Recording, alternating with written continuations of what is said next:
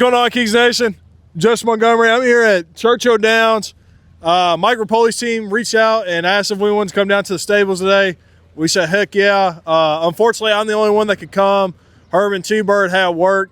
It sucks that they couldn't make it. Man, what a beautiful sight. Take a sit right here. Hey, Friday and Saturday, this place is going to be packed out. Renegade, #1 horse to win it all for the Kentucky Derby.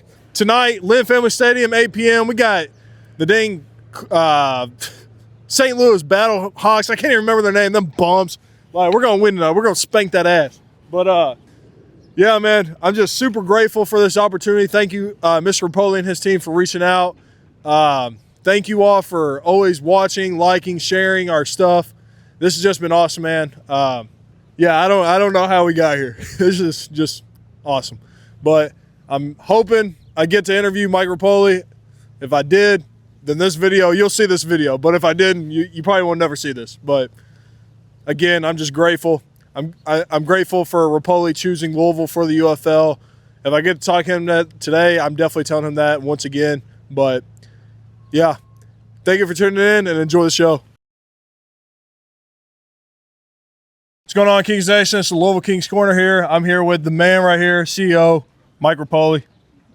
So far, so good. You excited about tonight? Yes, sir. I think the whole city is excited. I think both games that we've had here has just been outstanding. Yeah, I mean, the first game, I had a St. John's Duke NCAA tournament game I had to go to, but I watched that a couple times, and the crowd was amazing.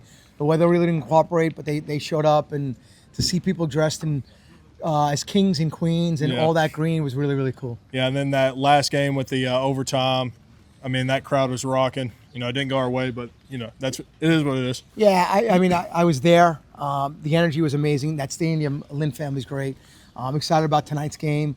With 10 to 12,000 people in there, it shakes. And so proud of not just the city of Louisville, but I see a lot of Kentucky Lexington people coming in. It's finally something that Louisville and Kentucky can both root for. Yes, sir. And I told you this at the game, at Game 2 versus Storm, but I just want to say it again, thank you for choosing Louisville for the UFL. I think this city is, just super juiced and excited.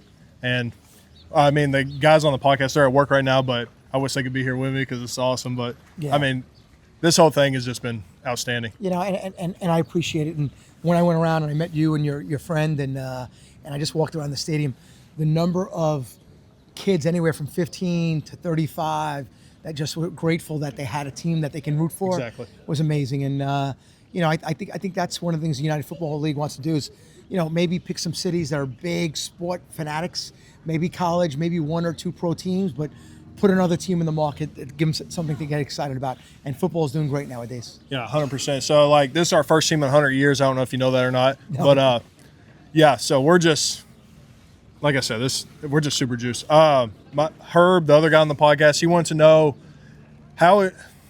are you more excited for Renegade, the horse right here, than you were your very first Derby? Because this is your 12th horse. I've never won, right? Yeah, right. So the excitement of being in the first Derby was more about, oh my God, this is my dream come true. I came in, wasn't even thinking about winning it. Now being here in 11 Derbies and being 0 for 11, now you kind of think about winning. But every time I'm blessed to be in this race, I always say whether I win or lose, this could be the last time I'll ever get here. So we love our chances. So Horstedt really is doing training well. And you know what? If it's meant to be, it's meant to be. So how's your first year with the UFL been? Has it been there's positives all over the internet and there's also some negatives, but screw those guys.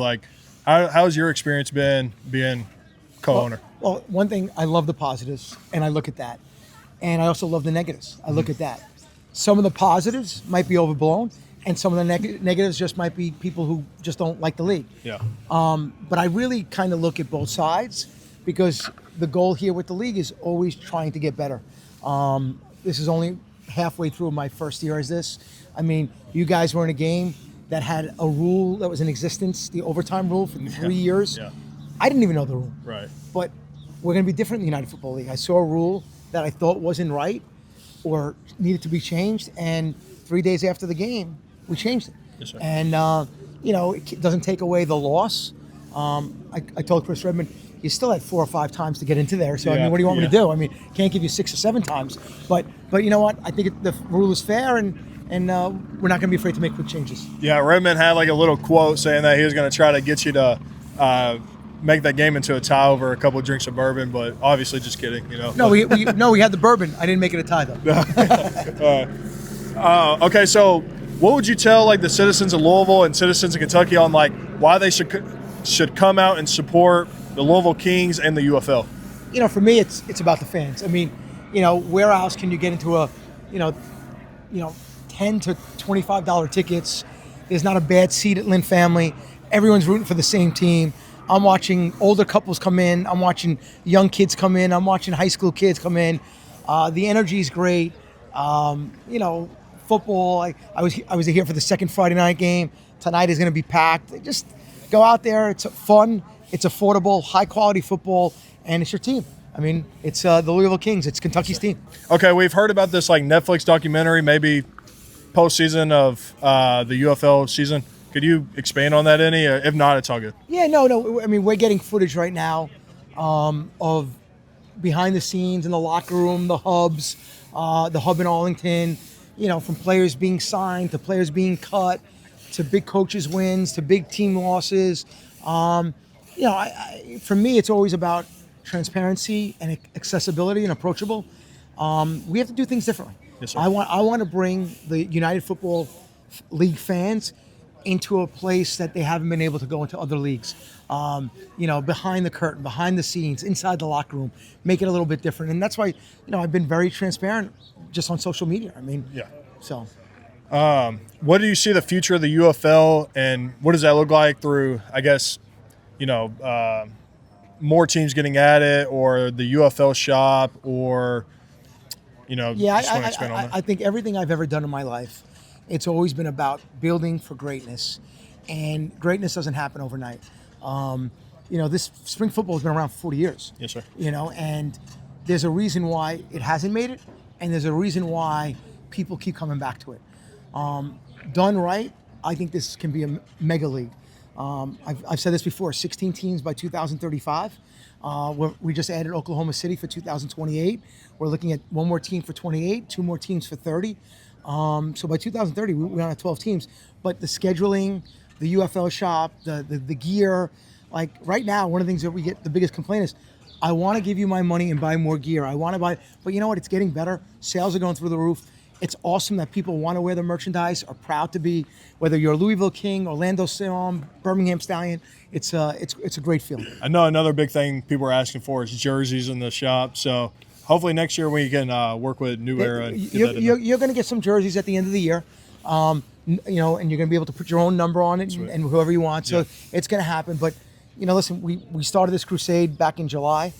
You know, I've only been in this for 8-9 months. There's a lot of positive changes, but there's so much more to do. And I'm happy, I'm not content. And you're not going to have an owner that's going to work harder for the fans, for the players, and the coaches to make this the best league possible. I mean, we all think you've been doing a really good job with the UFL, from more videos getting put out from the teams, and, you know, the UFL working with local podcasts, like reaching out to us, like that's awesome. So, yeah, what needs to be done for these teams to be in their local markets?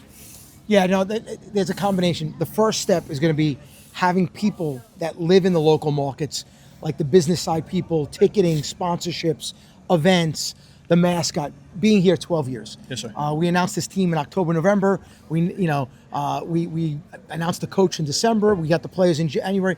I mean, we're starting new. So I think, you know, by the time we get to, you know, 12 teams, and we have the getting better every single day, I think it's just a matter of time before the team lives in market. Yes, sir. All right, Mr. Repole, thank you for coming on, man. I really appreciate it. And we'll see you tonight at the game. Yep. Appreciate it, Justice. Yes, sir. Thanks you can come tonight, Derby game. They're calling it the Derby Classic, 8 p.m. at Lynn Family Stadium. Also Saturday, you can see the Renegade coming in first for the Kentucky Derby. Thanks. So thank you, Mr. Repole. Appreciate it, man. Yes, sir. See you tonight, all right? Yep. All right.